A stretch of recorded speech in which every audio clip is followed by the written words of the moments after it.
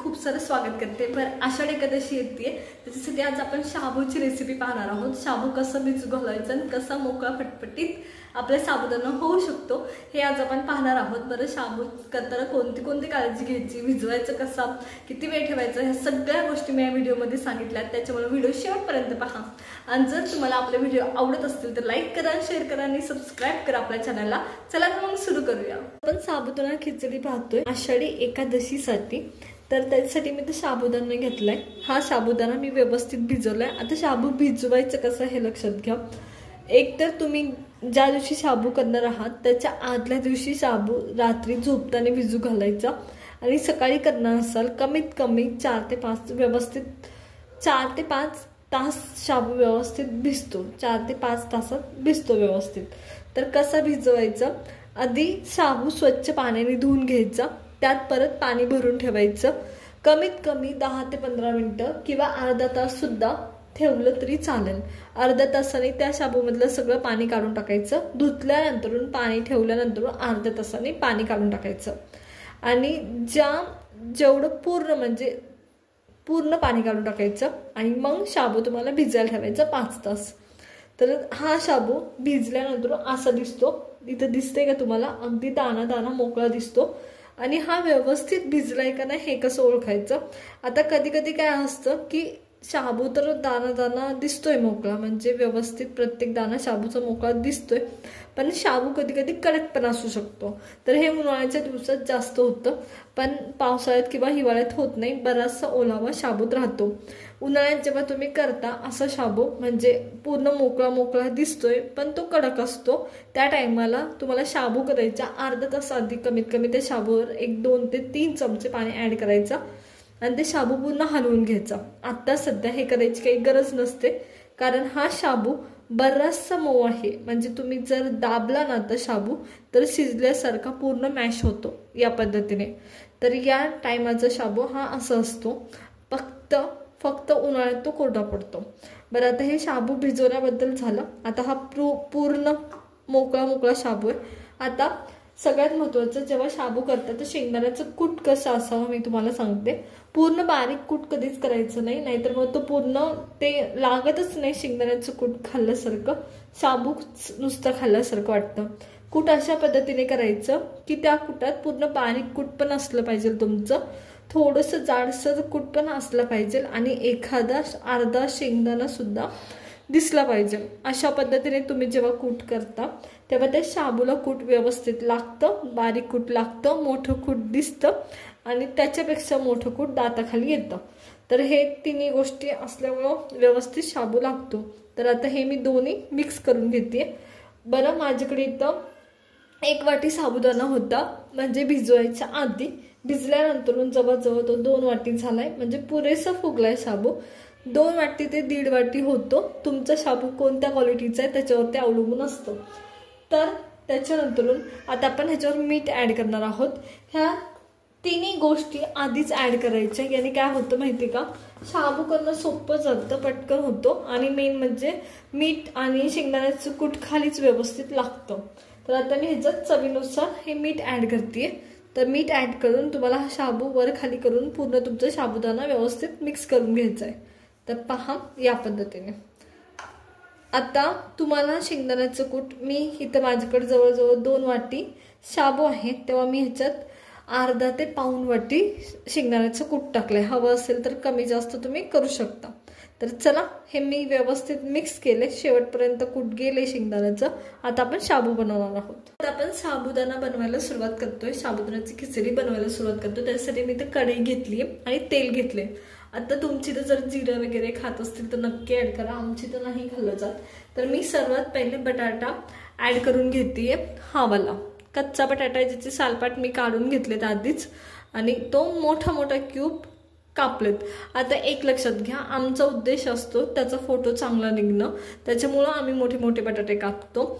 पण जर तुम्हाला लवकर तुमचा शाबू हो असं वाटत असेल तर बटाटे कधी पण बारीक कापायचे, आणि सालं ठेवली तरी काही होत नाही, त्याला सालं ठेवली तरी चालतात। तर चला, मी आधी बटाटा वाफवून घेते आणि मग पुढची प्रोसेस करूया आपण। तर इथे मी तेल घेतले, तेल व्यवस्थित गरम आहे, त्या टायमाला आपण बटाटा ऍड करून घेतोय। तर बटाटा जेवढा मोठा असेल तेवढा शिजायला वेळ लागतो हे लक्षात घ्या, किंवा तो अर्धा कच्चा सुद्धा राहतो. इवन अर्धा कच्चा असलेल्या बटाट्याच्या अर्धा जो कच्चा असलेला बटाटाचा साबुदाणा असतो त्याची टेस्ट पण फार अप्रतिम असते, हे पण लक्षात घ्या. खूप छान टेस्ट येते त्या साबुदाण्याला, का काय माहीत नाही, पण अर्धा कच्चा असलेल्या बटाट्याचा साबुदाणा म्हणजे जो बटाटा साबुदाण्यात जो बटाटा असतो अर्धा कच्चा असलेला तो फार अप्रतिम लागतो आणि त्या साबुदाण्याची टेस्ट पण अप्रतिम येते. आता मी इथं घेताना कढई स्टीलची घेतली आहे. तुम्ही जर तुमच्याकडे लोखंडाची कढई असेल तर नक्की घ्या लोखंडाच्या कढईतला साबुदाणा आणि तुमच्या बाकीच्या कढईमधला साबुदाणा यात जमीन आसमानचा फरक असतो. लोखंडाच्या कढईमधला साबुदाणा अप्रतिम लागतो आणि शिवाय तेल सुद्धा कमी लागतं.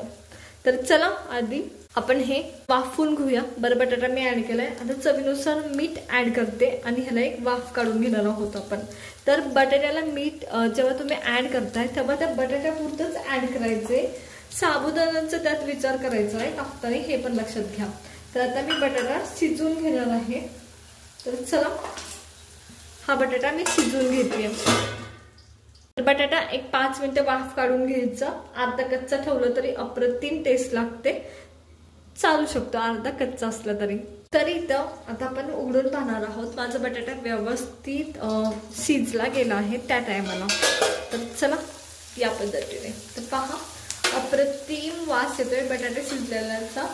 तर आता आपण काय करणार आहोत, आपल्याकडे मिरच्या आहेत, माझ्याकडे मिरच्या आहेत, मिरच्याची तुकडे करून घेतलेत बारीक, ती ॲड करते आणि मिरच्या तुम्हाला त्याला पांढरे डाग येईपर्यंत परतून घ्यायची आहे जेणेकरून ती मिरची व्यवस्थित तळली जावी तेलात यासाठी. या पद्धतीने तर व्यवस्थित आपण मिरची हलवून घेणार आहोत. बरं, मी इथं कमी तिखटाची मिरची वापरली आहे, तुम्ही तिखट असलेली मिरची सुद्धा वापरू शकता. मिरच्या एकदम व्यवस्थित इथं तळल्या गेल्यात बटाट्यात आणि आपण ह्याच्यात साबुदाणा ॲड करतोय. तर इथं आपण मीठ शेंगदाण्याचं कूट आधीच टाकलं होतं साबुदाण्यात, त्याच्यामुळं डायरेक्ट साबुदाणा टाकतोय, गॅस कमी करतोय आणि पटकन हलवून घ्यायचा. तर मी तुम्हाला जसं सांगितलं होतं सुरुवातीलाच की माझं कूट शेंगदाण्याचं शेवटपर्यंत गेलंय.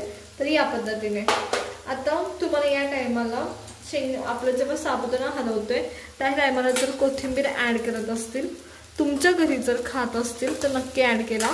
मी काही ॲड करणार नाही आता, कारण आमची तर म्हणजे उपवासाला तरी कोथिंबीर खात नाही.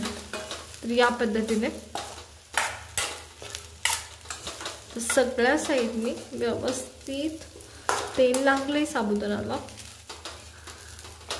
या पद्धतीने. आणि मी तुम्हाला दाखवते शेंगदाण्याचं कूट सुद्धा मी जसं म्हटलं तसं चिटकलं सुद्धा आणि लागलंय सुद्धा, दिसतंय सुद्धा.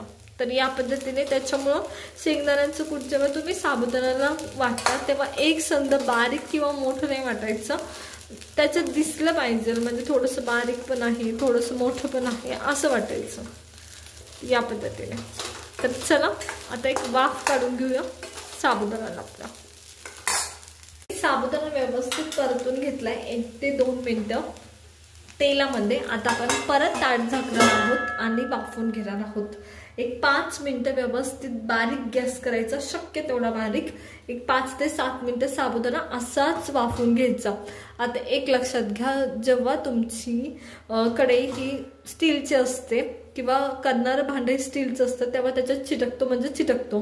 त्याच्यामुळं घेताना जेव्हा तुम्ही साबुदाणा करण्यासाठी भांडं घेता ते जर्मनचं किंवा लोखंडाचं घ्या. लोखंडात तर तेल सुद्धा कमी लागतं, त्याच्यामुळं नक्की ही गोष्ट लक्षात ठेवा, नाहीतर चिटकण्याची शक्यता जास्त असते. चला तर मग वाफवून घेऊया एक 5 ते 7 मिनिटं साबुदाणा. बारीक गॅस केला मी शक्य तेवढा. बरं, आता 5 ते 7 मिनिटं झालेत आणि मी तुम्हाला साबुदाणा काढून दाखवणार आहे. अप्रतिम वास येतोय साबुदाण्याचा. तर चला या पद्धतीने मी गॅस बंद केलाय. आता मी तुम्हाला हलवून दाखवते की कसा मोकळा फटफटीत साबुदाणा आपला झालाय. तर हे पहा या पद्धतीने तुम्हाला दिसतोय का कुठेतरी एकतरी साबुदाणा चिटकलेला. आपण साबुदाणा वाफवून घेतलाय व्यवस्थित आणि खाली चिटकला सुद्धा नाहीये, मी सगळं हलवलंय तरी सुद्धा. या पद्धतीने अगदी मोकळा फटफटीत असा आपला हा साबुदाणा तयार आहे. तर एकूण एक साबुदाण्याचा दाणा वेगळा होतोय, पाहिलं का? तर चला साईडला काढून घेऊया आता.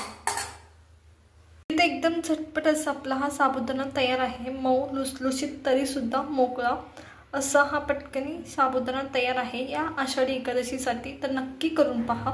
आवडलं असेल तर लाईक करा, शेअर करा आणि सबस्क्राईब करा.